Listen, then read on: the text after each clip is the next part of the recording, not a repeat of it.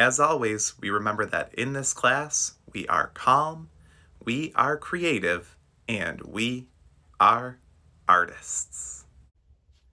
Hi, boys and girls. Welcome to Art Challenge number 8. Art Challenge number 8 is called Fantastic Flipbooks. The materials that you're going to need today include a Post-it pad.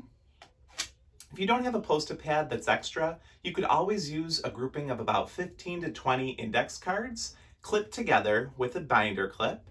If you do not have index cards, you could always cut a piece of computer paper up into about 15 to 20 pieces and again clip those together to use to create your flipbook.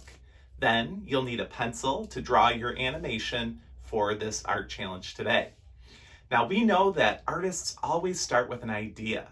And the idea behind this art challenge is that we all have a story to tell. Artists can create an artwork that tells a story through pictures. Stories have a beginning, a middle, and an end. And we can show that story through our flipbook animations. Now we have an art word today, and that art word is animation. Animation is a way of making a movie from many still images. The images are put together one after another and played at a fast speed to give the illusion of movement. The person who creates an animation is called an animator, and we are going to be animators today. We have an artist connection for our art challenge today, and that artist's name is Ben Zurawski. He is better known on the internet as the Flippist. He has become quite famous for his flipbook animations that tell stories. He has been hired and created advertisements for companies such as Amazon, Wendy's, and even the NHL. Now, before we get started, I have a couple of planning questions for you today. The first planning question is, what story do you want to tell in your flipbook? I'm sure that you have done a ton of amazing things while we've been away from school, and this would be a great chance for you to tell your story.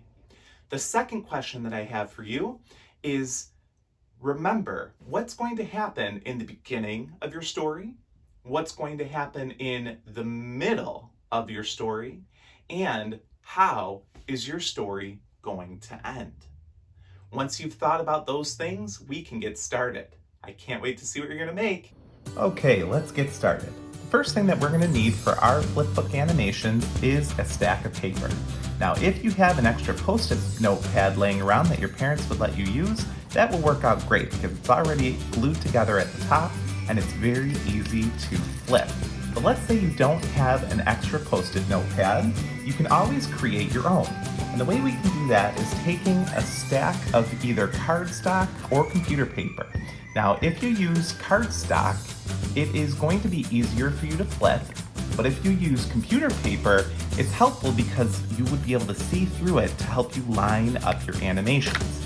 Once you have your stack of paper, you can cut it down to about 3 inches by 4 inch rectangle, like I did right here.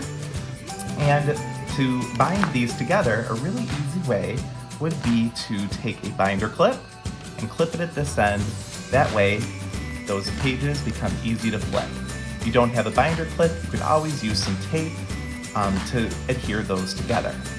Now, once we have these all together, a couple of tips to get going is I think it's a great idea to number the back of your flipbook.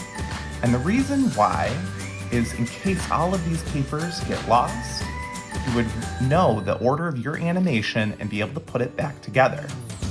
Now, once you're done numbering those, clip your page back to, or clip your flipbook back together, and you can get started animating.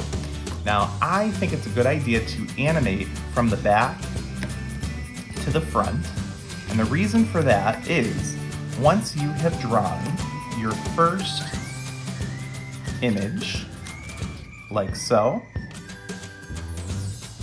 you can put the next paper down, and if you use the thin copy paper, you can see through to know where the next image is going to go. Now, for my friends in early elementary, like kindergarten and first grade, I would keep your animation nice and simple.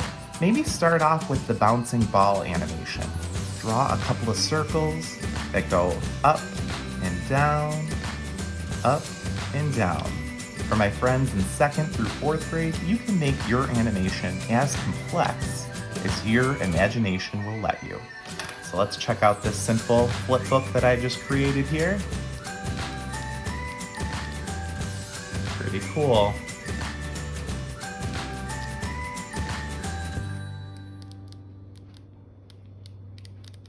I can't wait to see what you're gonna make. The title of my flipbook animation is Art is Love, and I knew that I wanted to start with a paintbrush. You can see I am trying to line up the papers, make sure that every single frame that I draw, that paintbrush moves just a little bit. I'm looking through the paper to the drawing underneath it to help me line up and figure out where the different parts should be. Check out how I continue to draw this animation.